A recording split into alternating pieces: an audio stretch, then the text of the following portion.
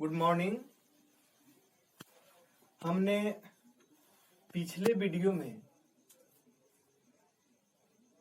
वर्ण को अच्छे तौर तरीके से पढ़ा था, जिसमें स्वर वर्ण, व्यंजन वर्ण, अयोग वाह, वर्णमाला आदि पर चर्चा हमने किया था।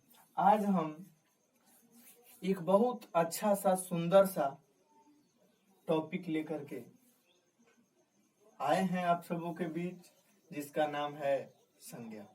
देखिए, संज्ञा से आप एक चीज क्लियर कर लीजिए कि संज्ञा नामवाचक होता है। बस किसी भी नाम को आपने देखा वह क्या हो जाएगा? संज्ञा हो जाएगा।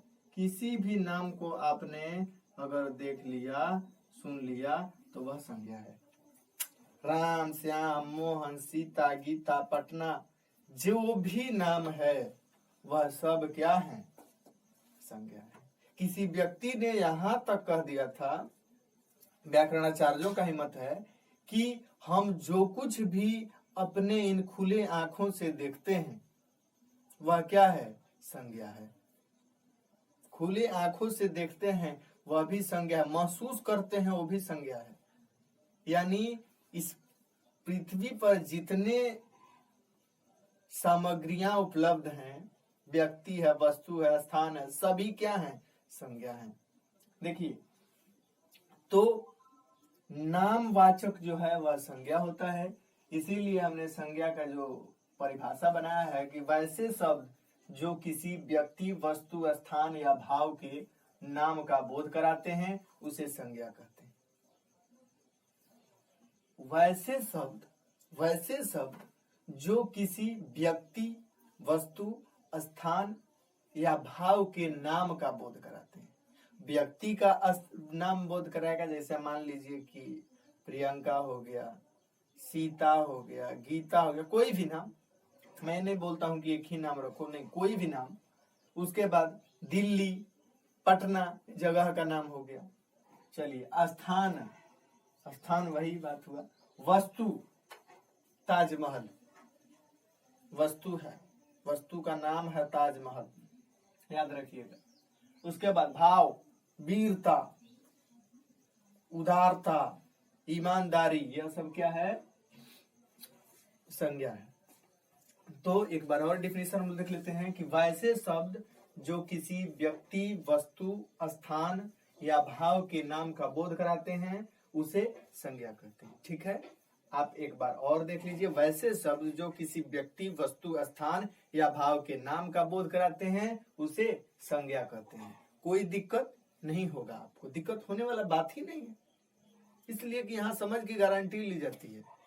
समझ की गारंटी आप लोग जानते भी हैं कि कुछ भी, कोई भी टॉपिक पढ़ाया जाता है गारंटी के साथ पढ़ाया जाता है। नहीं समझ में आएगा फिर समझाएंगे दोबारा, लेकिन ऐसा तो होता नहीं है, एक ही बार में बच्चा लोगों को समझ में आ जाता है। लेकिन जिनको दिक्कत है वे लोग पूछ सकते हैं, हम भागे हुए नहीं हैं।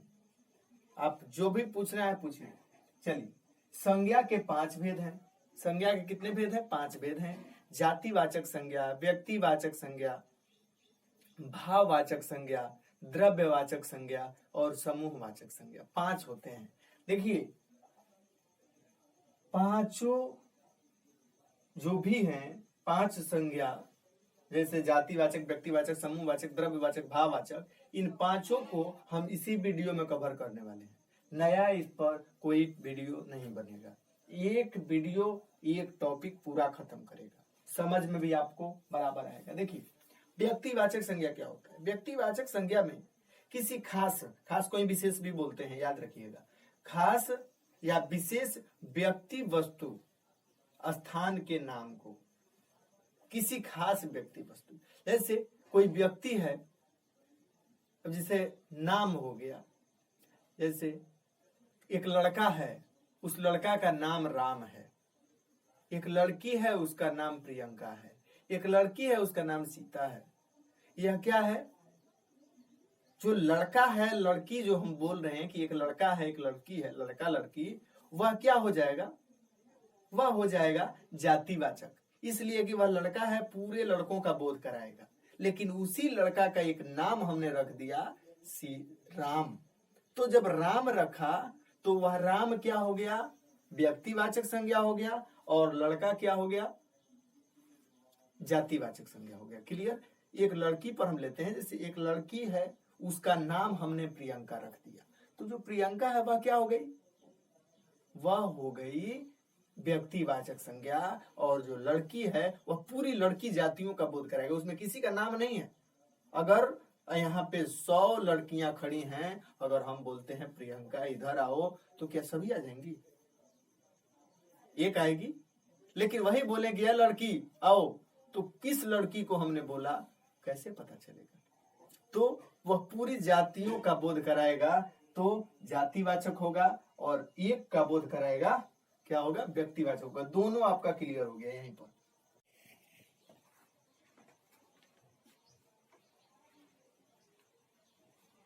आइए डिफिनेशन देखते हैं। व्यक्तिवाचक संज्ञा वे शब्द जो विशेष व्यक्ति वस्तु स्थान का बोध कराते हैं, उसे व्यक्तिवाचक संज्ञा कहते हैं। वे शब्द जो विशेष व्यक्ति वस्तु स्थान का बोध कराते हैं, उसे हम व्यक्तिवाचक संज्ञा कहते हैं। ठीक है। जैसे में हमने 2 लिखा है, एक लिखा है प्रियंका और एक लिखा है रामायण। देखिए रामायण क्या है, हमने तो इस पर चर्चा किया हुआ था।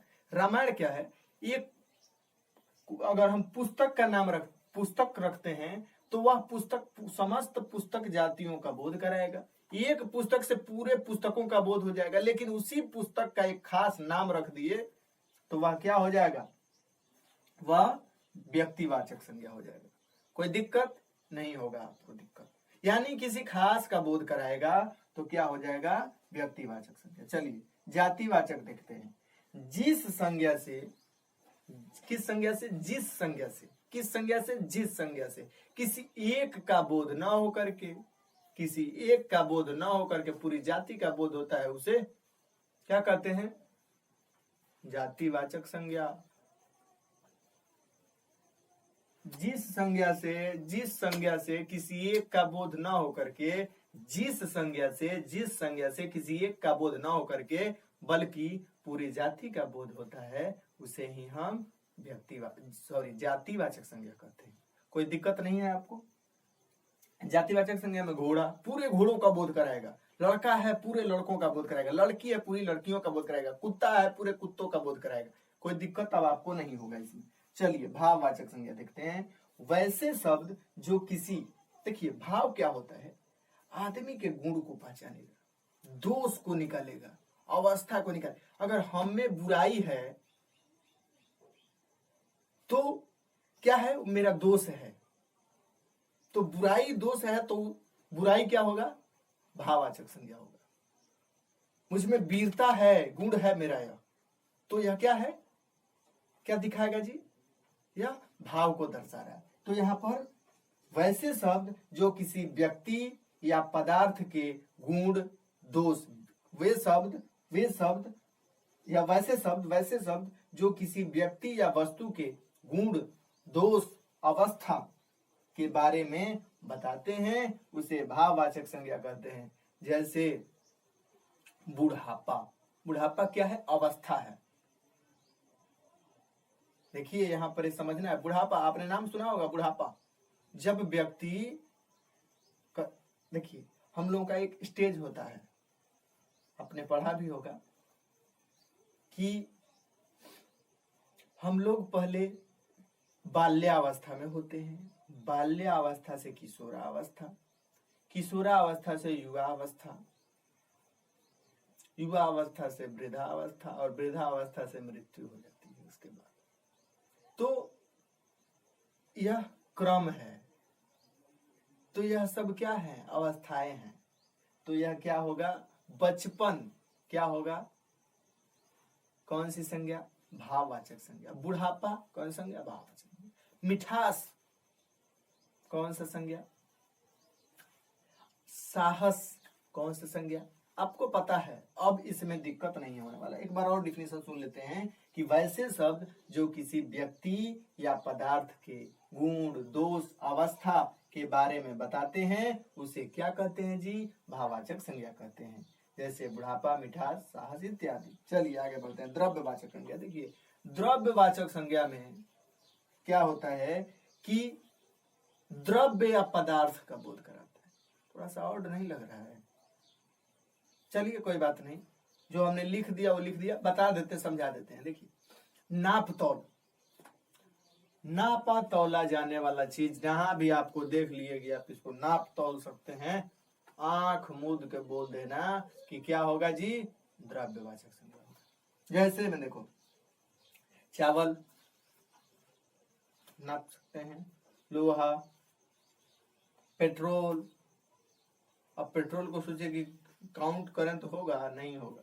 चावल को नहीं होगा, दाल को नहीं होगा, चीनी को, नमक को नहीं होगा। चलिए जिस शब्द से किसी द्रव्य, पदार्थ या धातु का बोध होता है, जिस शब्द से किसी द्रव्य, पदार्थ या धातु का बोध होता है उसे द्रव्यवाचक संज्ञा कहते हैं। जैसे चावल, लोहा, पेट्रोल आदि।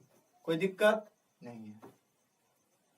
समूहवाचक संज्ञा। देखो समूहवाचक संज्ञा में कुछ नहीं करना है मेरे भाई, खाली झुंड का बोध करा दिया, समूहवाचक हो गया। समूह का बोध कराएगा, अकेले का बोध नहीं कराएगा। 10 लोग होंगे, एक जगह मिले, क्या हुआ, समूहवाचक हो गया। देखिए यही चीज यहाँ पे हमने लिखा भी है कि वैसे शब्द जिनसे अनेक प्राणियों या वस्तुओं का बोध होता है, अनेक प्राणियों या वस्तुओं का बोध होगा उसे क्या कहते हैं, समूहवाचक कहते हैं। देखिए 2 बार लिखा जा चुका है, उसे समूहवाचक संज्ञा कहते हैं। कोई दिक्कत? वैसे शब्द जिनसे अनेक प्राणियों या वस्तुओं का बोध होता है उसे समूहवाचक संज्ञा कहते हैं। जैसे मेला, बाबू बताओ, मेला में एक आदमी रहते हैं, नहीं रहते हैं, बहुत सारे लोग रहते हैं। मेला, बाजार। अब हम कहेंगे हाथियों का झुंड, कुत्तों का झुंड, सैनिकों की टुकड़ी, यह क्या है, सब कौन सी संज्ञा है, समूहवाचक संज्ञा। याद रख लो, नोट कर लो। और एक चीज याद रखो, इसको पढ़ो और क्रांति फैला दो। अगल बगल के जो भी बच्चे हैं, दूसरे विद्यालय के जो भी बच्चे हैं, उनसे आप इन सभी प्रश्नों को उनसे भी पूछें, ताकि ये पता चले कि आप में और उनमें अंतर क्या है। आपने इस चीज को कैसे पढ़ा है और उसने इन चीजों को कैसे पढ़ा है, तब आपको पता चलेगा कि दोनों में क्या अंतर है। देखो जब तक किसी व्यक्ति को किसी से टक्कर नहीं होता है, तब तक उसके अपने अंदर के हुनर, अपने अंदर की जो कला है उसकी पहचान नहीं होती। आप उससे कहां तक टक्कर ले पा रहे हो, आप अपने सब्जेक्ट को कितने अच्छे ढंग से पढ़ रहे हो, जब तक कंपटीशन नहीं होगा नहीं पढ़ पाओगे। इस ग्रुप में अभी भी कुछ ऐसे बच्चे हैं जो लोग इसको देख करके भी और नहीं फेयर कर पा रहे हैं, नहीं बना पा रहे हैं। ये गलत बात है। अगर आप लोग ऐसे कर रहे हैं तो मेरे भाई याद रखना, ऐसा बात नहीं है स्कूल खुलेगा, जब खुलेगा ना स्कूल, उस समय किसी का हम कोई बात नहीं सुनेंगे, कोई बात नहीं सुनेंगे। हमको फेयर, खुद विद्यालय आज ओपन हुआ, कल हमको फेयर चाहिए। अब आप लोग समझ लीजिएगा कि जो जो पढ़ाया गया है उसे 1 घंटा 2 घंटा में तैयार करना आसान काम नहीं है। तो धीरे धीरे आप पढ़िए, याद कीजिए और अपने घर परिवार में भी बैठकर इन सभी चीजों पर चर्चा कीजिए। अगर चर्चा नहीं करते हैं इससे कुछ फायदा नहीं होगा, सब कुछ बेकार हो जाएगा, और बेकार हो जाएगा बाद में आपको परेशानी हो जाएगी। इस चीज को याद रखें, पढ़ें, आप सभी लोग खुश रहें।